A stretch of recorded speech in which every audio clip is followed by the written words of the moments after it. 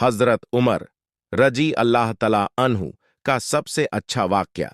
हजरत Umar bin Khattab रजी अल्लाह तला अन्हु, जिन्हें उमर फारूक के नाम से भी जाना जाता है, इस्लाम के दूसरे खलीफा थे।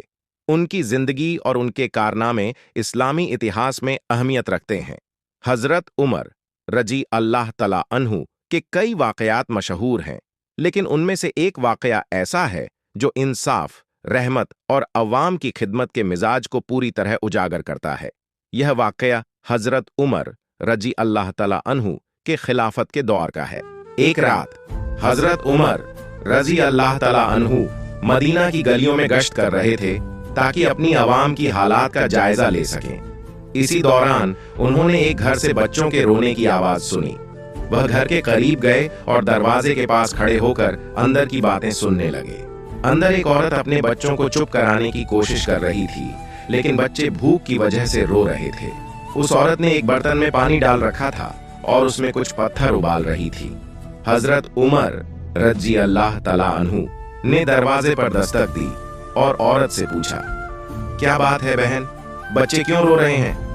औरत ने जवाब दिया, ये बच्चे भूखे हैं और मेरे पास उन्हें खिलाने के लिए कुछ नहीं है। मैं बर्तन में पत्थर उबाल रही हूँ ताकि इन्हें यह लगे कि खाना पक रहा है और ये सो जाए।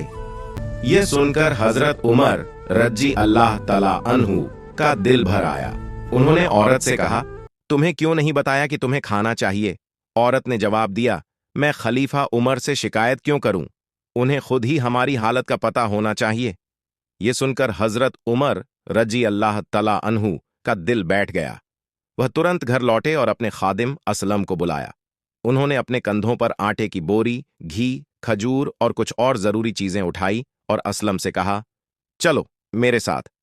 असलम ने कहा, ए अमीरुल मोमिनीन, मुझे ये सामान उठाने दीजिए। लेकिन हजरत उमर रजी अल्लाह तला अन्हु ने जवाब दिया, कयामत के दिन मेरा बोझ कौन उठाएगा असलम? ये बोझ मुझे ही उठाना है। दोनों वापस उस औरत के घर पहुंचे। हजरत उमर रजी अल्लाह तला अन्हु ने अपने हाथों से खाना पकाया और बच्चों को खिलाया। जब बच्चे पेट भरकर सो गए तो हजरत उमर रजी अल्लाह तला अन्हु ने उस औरत से कहा, कल जब खलीफा के पास जाओगी तो देखना तुम्हें वह कौन नजर आता है। औरत ने कहा, तुम्हें खलीफा के पास जाने की जरूरत नहीं है, अल्लाह तुम्हें इसका अज्र दे और उमर पर रहमत करे। हजरत उमर रजी अल्लाह तला अन्हु ने मुस्कुराते हुए कहा, अल्लाह तुम्हारी दुआ को कबूल करे। यह वाकया न केवल हजरत उमर रजी अल्लाह तला अन्हु की रहमत और इंसाफ का गवाह है, बल्कि यह हमें यह भी सिखाता है कि एक नेता को अपनी आवाम की तकलीफों का खुद जायजा लेना चाहिए और उनकी मदद करनी चाहिए। हजरत उमर रजी अल्लाह तला अन्हु का यह वाकया आज भी हमें इंसाफ और रहमत का सबक देता है और उनके किरदार की बुलंदी को बयां करता है। हजरत उमर रजी अल्लाह तला अन्हु ने अपनी पूरी खिलाफत के दौरान इसी तरह अवाम की खिदमत की और उनकी तकलीफों को दूर करने की कोशिश की। उनका यह वाकया इस बात की गवाही देता है कि एक सच्चा नेता वही है जो अपनी अवाम के दुख दर्द को समझे और उनके लिए अपने आराम और सुकून को कुर्बान कर दे।